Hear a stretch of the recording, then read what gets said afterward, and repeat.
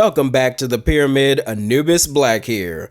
Let's continue the Looney Tunes marathon with a game all about our favorite rambunctious little Tasmanian devil.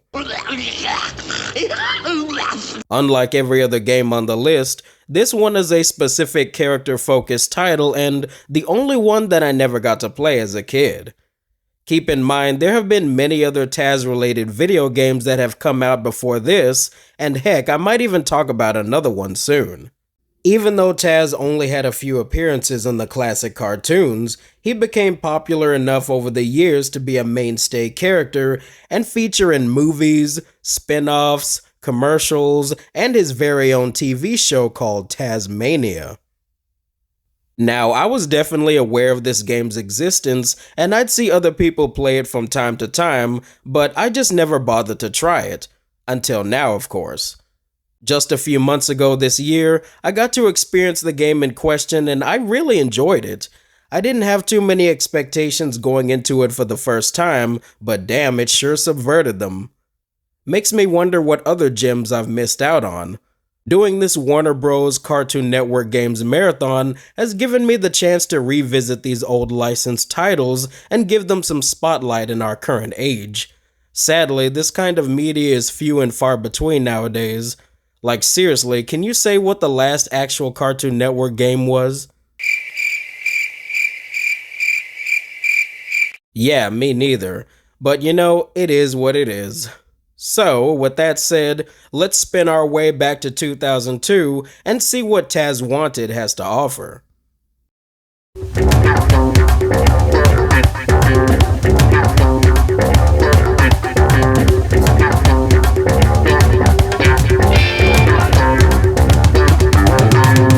Taz Wanted was developed by Blitz Games and published by Infogrames. For the longest time I thought it said Infogames. I guess my eyes were playing tricks on me. Now, I'm not even sure where to begin with this game. Like I said, it subverted my expectations because it was not just a decent game, but a really fun and underrated game in my opinion. Many of its aspects still hold up fairly well to this day, like the graphics, gameplay, and music. I'd say for a game that's over 20 years old, it still looks pretty good. The cel-shaded art style and bright colors look pleasing to the eye and make the game stand out amongst the other Looney titles. And just about everything Taz does makes you feel like a crazy little devil as you spin around tearing shit up and wreaking havoc like the tornado of doom that he is. You know, now I'm starting to see why he's wanted. Somebody looking for me? So, the plot of this game is pretty simple for what we have here. Basically, Taz is wanted by Yosemite Sam, and Sylvester, and Daffy, and Wile E. Coyote, and Elmer Fudd, and pretty much everybody. The sad part is he didn't even do anything wrong. He just wanted to take She-Devil on a date and they both end up getting captured and put in a zoo. Naturally, he escapes confinement and with the assistance of Tweety Bird, he travels around to various themed locations to rescue his lady and destroy all of Sam's wanted posters to regain his freedom. There are 4 main hub worlds you visit that will lead into the levels and feature a boss battle at the very end. Each level contains 7 signs that must be destroyed to progress to the next area, and these unique jungle gym style locations feel expansive and are filled with plenty of collectibles, bonuses, and secrets to uncover. I found the level design to be pretty cool in general. No 2 locations are exactly the same, and most of the signs as well as the method you go by to break them is very creative and had me scratching my head a few times. Sure, the map will tell you how to find them, and sure, Tweety will give you slight hints as to how to break them, but really he's just trying to tell bad puns.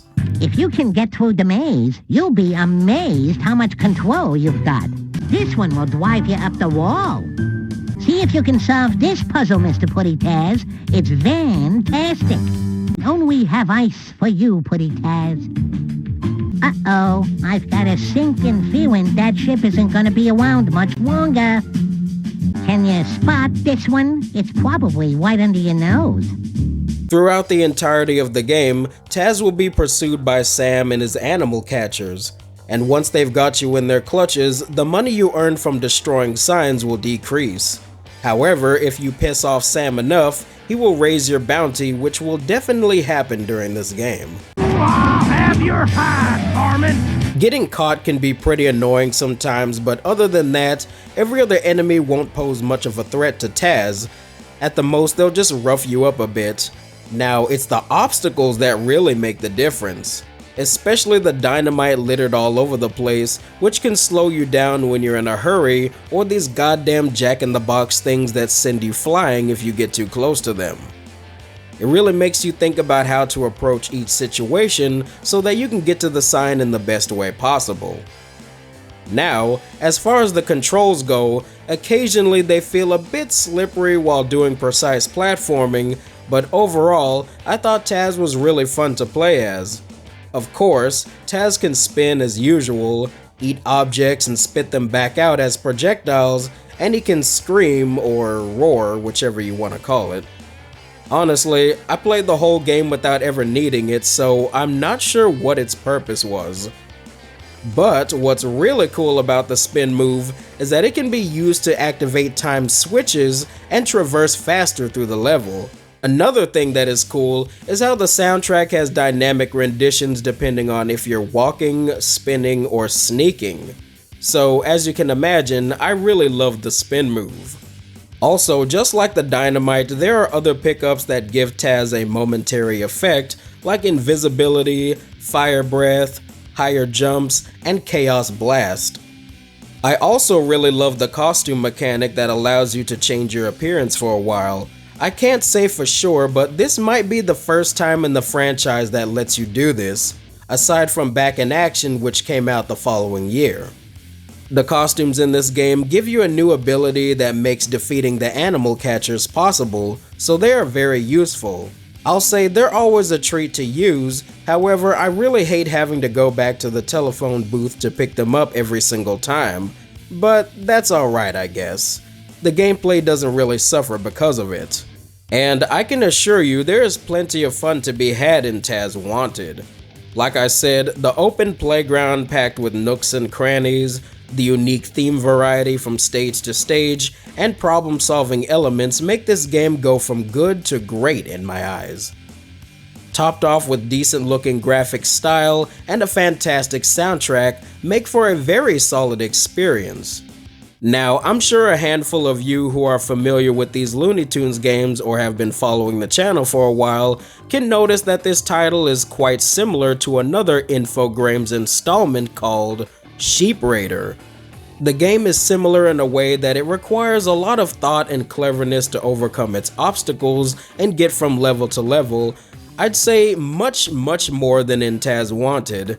Mind you, Taz Wanted didn't make my brain explode like Sheep Raider, but it still offered a sufficient challenge here and there. Oh, and don't worry, I'll have more than enough to say about that game when the time is right. Anyway, for now, I conclude that Taz Wanted is one of my favorite Looney Tunes games of all time. I'm genuinely shocked by how good it was. If this review makes you want to try it for yourself, it is available on PS2, GameCube, PC, and Xbox. If you have already played it though, feel free to share your thoughts on it in the comments below. Now, I hope you guys are locked and loaded because next up on the marathon is Looney Tunes Acme Arsenal. Thanks for checking out another episode of Anubis Black Games. Have a good one, and I'll see you next time.